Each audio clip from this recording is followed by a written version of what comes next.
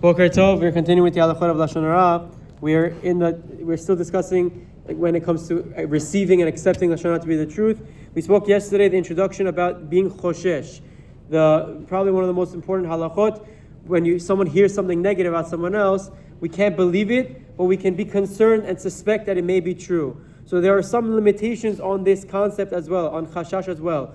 There are limits placed on actions a person may take against one whom he is choshesh. So you're concerned is actually not kosher, or concerned he did something inappropriate.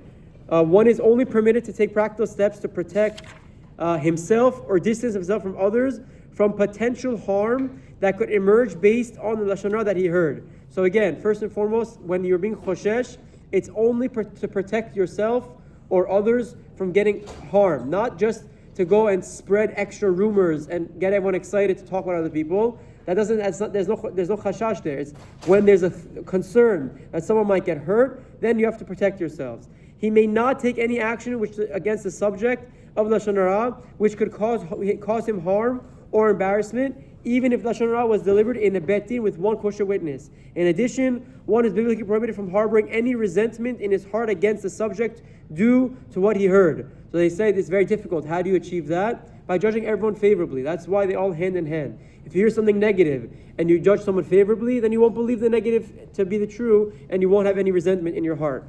And he is certainly prescribed from trying to exempt himself from any of his responsibilities towards the subject. For example, to withhold wages of an employee about whom he hears allegations that have been stealing from him. This includes withholding a loan or tzedakah, which are mitzvah requirements as well. The Chafetz Chaim illustrates this with a common occurrence. If a person spreads rumors that a poor person who is required to be supported by the town is actually quite well off, one may not desist from contributing or even decrease his contribution amount based on this hearsay. So it's a very classic example. Again, just because you hear Lashon Hara doesn't mean you can necessarily take action to it. You could be choshesh, you can be concerned, you can do your due diligence, but based on just the Lashon Hara merely, you can't change any course of action. You need to dig deeper and see if it's actually true. Then obviously in the case of the tzedakah, you can proceed with caution as well. But based on just Lashon Hara, you can't actually change any of your behavior towards them. Chazak baruch and tizkei mitzvot.